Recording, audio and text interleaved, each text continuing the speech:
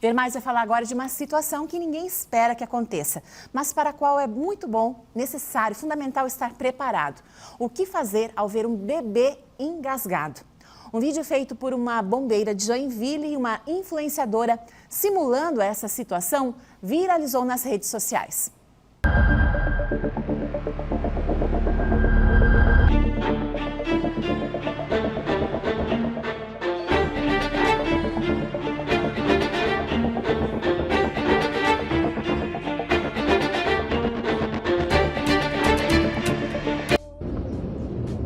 Isso é somente uma simulação, mas todos os dias milhares de crianças morrem engasgadas. E você sabe o que fazer? Esse vídeo completo que está circulando nas redes sociais foi produzido pela bombeira Paula Medeiro, aqui de Joinville, e a influencer Mariane Pfleger. Já está com quase 150 mil visualizações. É um vídeo importante, faz um importante alerta e também traz a orientação. Nós convidamos o socorrista e também bombeiro e também enfermeiro Arnoldo Boege Júnior, que está aqui no estúdio para dar mais orientações em caso de engasgos. Boa tarde, seja muito bem-vindo. Boa tarde, telespectadores. E é uma honra estar aqui poder falar de um assunto tão importante que é essa manobra, ensinar as mães a poder desengasgar, ou os pais, enfim, a desengasgar o seu bebê. É, infelizmente, algo muito corriqueiro, né? Sim, é algo corriqueiro, sempre existiu e agora com o advento da mídia, das câmeras, enfim, isso acabou se tornando mais evidente, mas sempre existiu porque é algo, infelizmente, como você já disse, muito corriqueiro na vida geral das crianças, ou seja, dos lactentes. Exatamente. Quais são as situações mais comuns que acontecem de engasgos? Bem, como já mencionado, a grande maioria acontece com bebês lactentes, ou seja, aqueles que têm como sua fonte de alimento principal líquidos, leite materno ou fórmulas preparadas, no caso, a mamadeira.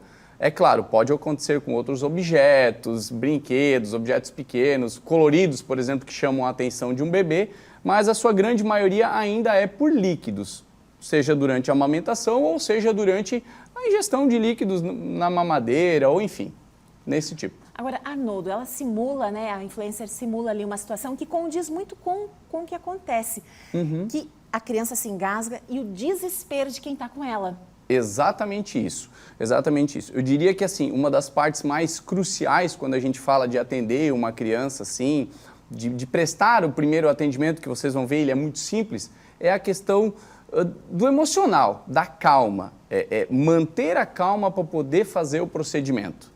Que realmente as pessoas até mesmo, a gente às vezes pensa, são até profissionais da área da saúde, ou enfim, outros que têm esse conhecimento, mas na hora às vezes esquecem e lembram que são pai, mãe, ou enfim. Então, eu diria que um dos principais pontos e cruciais é tentar manter a calma, fazer da melhor forma possível. Está com o bebê no colo, você está sentado e fazer essa manobra, de repente, sentado, pode ajudar então a controlar esse emocional? Pode, perfeito, sim. Inclusive a gente orienta, quando a gente treina as pessoas, a realizar a manobra sentado, porque você já tem uma segurança maior. Ou até mesmo, se você está em pé e você recebe o neném, você se abaixar naquele momento, usar, por exemplo, a perna como apoio, né? Eu vou demonstrar, você é uma maior segurança e evita que até mesmo durante o nervosismo, lembrando bem, você acabe por sem querer derrubar essa criança, causando outras lesões, ou enfim. Então, a gente recomenda fazer sentado. Perfeito, então. Vamos, então, mostrar e também orientar? Perfeito. Então, a gente chegou àquela situação, a criança está engasgada, correto? Sinais de que está engasgada, ela fica roxeada, por exemplo, na região da boca, do nariz, enfim, e não respira, não tem o choro. Então, o procedimento é eu pegar o bebê, colocar ele no meu antebraço, novamente reforçando sentado, no caso, colocando a mão dessa forma, assim, evitando que você faça isso, que você vai acabar tapando sem querer a via aérea, a boca e o nariz da criança. Então, pegando dessa forma, hiperestendendo a via aérea da criança, abrindo para facilitar a saída do que esteja causando a obstrução, e você faz 5 tapas nas costas nesse sentido. Lembre-se de, na medida do possível, também usar a lei da gravidade, deixar um pouco mais inclinado a criança, que vai facilitar. Então, 1, 2, 3, 4, 5 tapas, vira a criança para o outro lado. Muitas vezes você já vai ter apenas com esse movimento da tapotagem a saída do objeto ou do líquido, certo? E o que é o esperado? Que a criança chore. A partir do momento que chorou, o que eu posso interpretar? Respira e a via aérea está aberta. Caso contrário, não tenha acontecido só com os 5 tapas. Eu vou partir para 5 compressões, eu vou na linha dos mamilos da criança e faço 5 compressões com os dedos, também buscando o mesmo objetivo. Se necessário, repito a manobra, viro a criança, o lactente, e faço a manobra repetida. Também o que pode acontecer muitas vezes é o objeto sair, seja líquido ou seja algo sólido. E a criança às vezes não voltar sozinha a respirar. Então pode ser que eu tenha que fazer o que a gente chama de 2 ventilações de resgate, que nada mais nada menos são do que 2 soprões na via aérea da criança. Lembrando, pouco ar, sol da bochecha, você não precisa encher o seu pulmão de ar e dar essas 2 assopradas. Lembrando, o objetivo final é que a criança chore. Chorou, a via aérea está pérvia e está respirando. Perfeito. Arnoldo, é um bebê de colo, pequeno, cabe no antebraço. Se for uma criança um pouquinho maior? Se for uma criança um pouquinho maior, o que a gente indica? Que o pai, ou enfim, a pessoa que esteja prestando o socorro, se ajoelhe no chão, se posicione na mesma altura da criança, certo? E daí você vai com uma das mãos, tanto faz, destro ou canhoto, colocar a mão na região do abdômen aqui, vai fazer a manobra parecida com a do adulto. Só que, é claro, respeitando força, principalmente porque estamos lidando com uma criança. Você vai colocar a mão aqui no abdômen, a outra você inclina levemente o dorso da criança e faz um movimento como se fosse da letra J para dentro, assim, ó, golpeando levemente, é claro, essa região aqui, popularmente conhecida como boca do estômago, que é onde está o aparelho digestivo para que eu possa provocar o vômito dessa criança. Perfeito. E é muito importante ter esse conhecimento, porque, Arnoldo, cada minuto é precioso, né? Sim. A gente vê inúmeros registros, né, na internet de pais que procuraram ajuda policial, de bombeiros, mas se ele puder fazer o quanto antes, isso melhor. Sim, o tempo é um inimigo crucial nesse momento. Então, o quanto antes você fazer, por isso que inclusive os serviços de emergência passam essa orientação por telefone. Já quando acontecer o engasgo, se você ligar no 193, 192, 190 pedindo ajuda, o profissional que vai estar lá muitas vezes já vai tentar te orientar esse procedimento por telefone, porque o tempo é crucial. Perfeito. Desengasgou, está respirando, preciso levar depois um atendimento? Sim, é indicado que a gente leve essa criança, ou enfim, esse lactente até um atendimento médico. Por quê? Precisa se averiguar a causa do engasgo, que às vezes pode ser que a criança tenha alguma dificuldade na deglutição, que possa fazer com que socorra mais vezes, certo?